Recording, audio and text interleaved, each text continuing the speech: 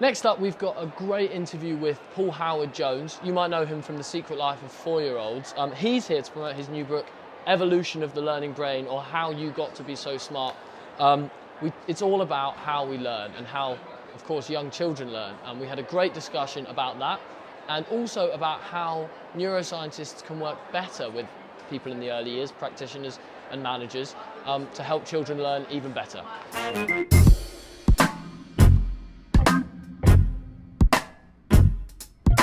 For those who don't know about you, maybe a little history about your history and how it relates to early years and what you're doing here today at Nursery World.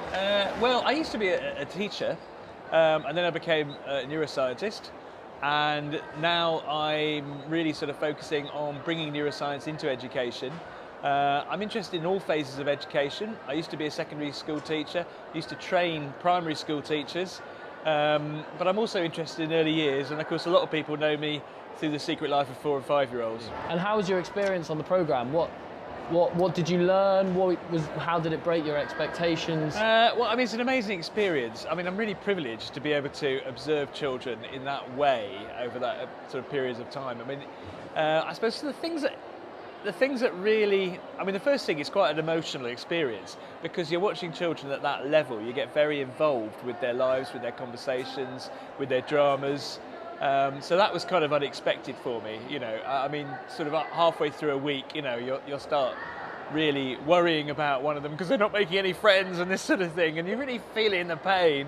But I think the other thing, more scientifically, is there's a number of areas that we just don't have research on, which appear to be really salient. I mean, they're very obvious in an early years setting when you're observing children over a long period of time like that. And then one of them is assertiveness. So I was noticing that children who were more assertive were actually much better at making friends. They found it much easier.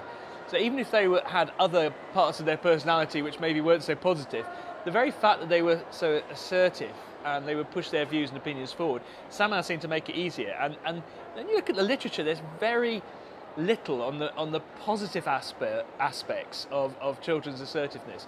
Generally speaking, you find a lot of literature on bullying and aggression, the sort of negative aspects of the child who sort of push themselves forward into a situation.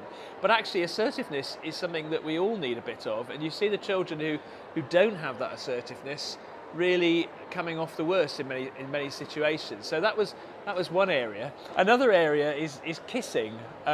When there was a lot of kiss chase happening, a lot of romance brewing, I thought, actually, I don't know very much about love amongst 4 and 5-year-olds and how that sort of stuff, you know, the role that it plays. And do children actually fall in love at 4 years old and 5 years old? No, very little literature. You know, I just couldn't find anything. I was up to like sort of 2 or 3 in the morning, getting quite panicky, feeling that I should be an expert in this area if I was going to say something about it on the screen. But again, it's one of those areas we know very little about. Do you think there's a reason why we have such a lack of research around some of this? Do you think it's more difficult to do research with the youngest children? Is that part of the reason why? I think a lot of the research that we do on young children is very structured. So, you know, we have very controlled experiments and that sort of thing, and we go into it asking particular questions. And quite often they're the questions from a scientific point of view that can continue to build publications in that area, you know, attract research grants or whatever. What we don't do is go into a scenario and just see what actually is going on. And I think actually it's that type of naturalistic observation that Secret Lives has allowed me to do, which is I've found so incredibly valuable. Just saying, okay, you know, without any sort of biases, what's going on here? I mean, that's what the program makers asked me to do. Just sit me down and say, we want you to just watch what's going on, tell us what's happening. And that is really challenging, but also really rewarding, because it just pulls up stuff that you wouldn't have thought of as being important, you know. Okay, and do you think it's now, being a part of a process like that, has it now influenced your research now and what you are most interested in? Well, one of the things that we've done, and we've done it with Series 2, but if it goes well, we'll arrange it for the other series as well, is actually persuade Channel 4 and RDF, the filmmakers, through negotiation to release all the audio files to us so that we can actually research everything that the children said over the summer period when it's filmed, because of course what actually goes on screen is a very small amount of it, and we're recording everything that every child says all the time. So you can imagine there's hours and hours and hours of really interesting data.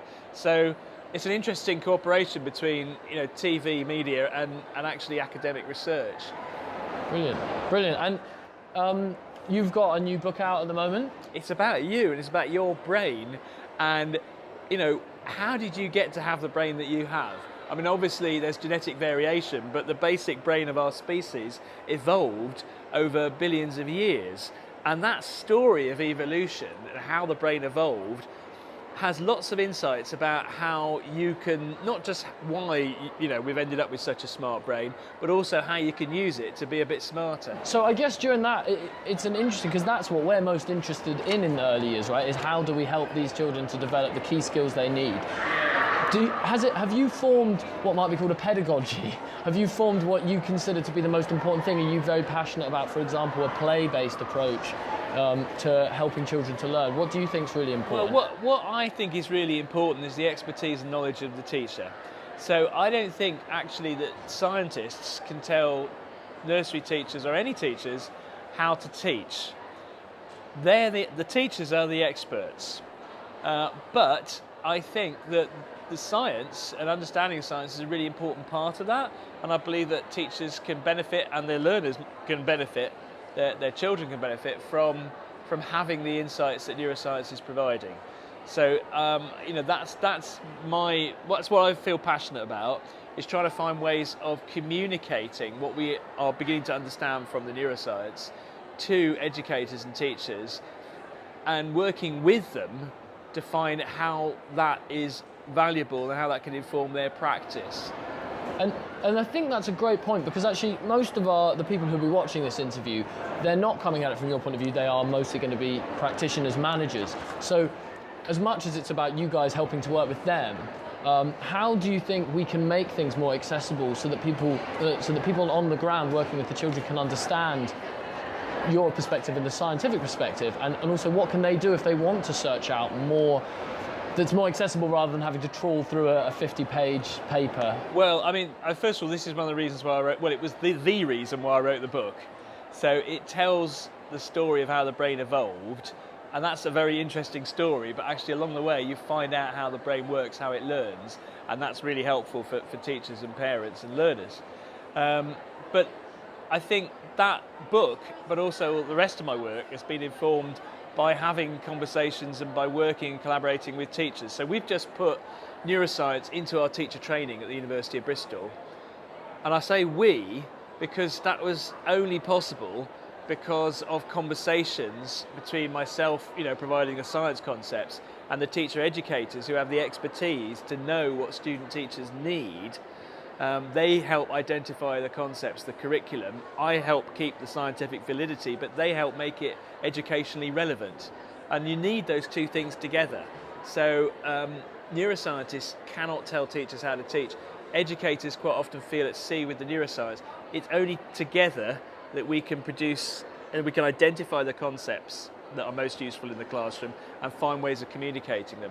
But I mean, the book, I'm hoping, is one of those ways. Brilliant. Paul Howard-Jones, thank you very much. I think that's a great place to end up. Pleasure to meet you. Really great.